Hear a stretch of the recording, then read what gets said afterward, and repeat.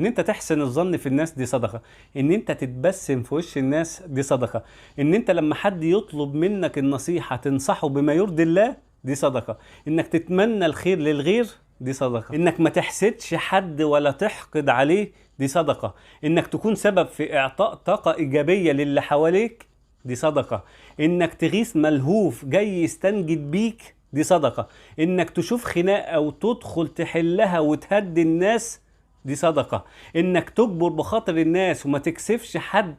دي صدقة، انك تروح تزور مريض وتشد على ايده وتقويه دي صدقة، انك ما تكسفش حد لجأ اليك وتحاول تعمل له اللي هو طلبه دي صدقة، انك تبقى تعبان ومهموم ومع ذلك تيجي على نفسك علشان حد استنجد بيك دي صدقة، انك تدعي لحد بظهر الغيب دي صدقة، انك تكون سبب في ادخال السرور على قلب حد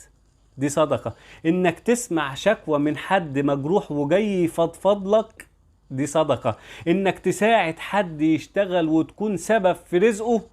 دي صدقة، انك تتعاطف مع حد وتشيل همه دي صدقة، انك ما تخافش على رزقك من حد وتسيبها على الله دي صدقة، انك تكون رحيم باللي حواليك وضميرك سليم دي صدقة، انك تتعامل بما يرضي الله وقلبك حلو دي صدقة. وخلي بالك كون ان ربنا بيبعت لك حد في سكتك، حد يقول لك انا برتاح في كلامي معاك، ده رزق من ربنا عليك. ان الناس تتوسم فيك الامانة وتأمنك على سرها ده رزق، وانت ماشي في الشارع تلاقي حد محتاج مساعدة وتساعده ده رزق،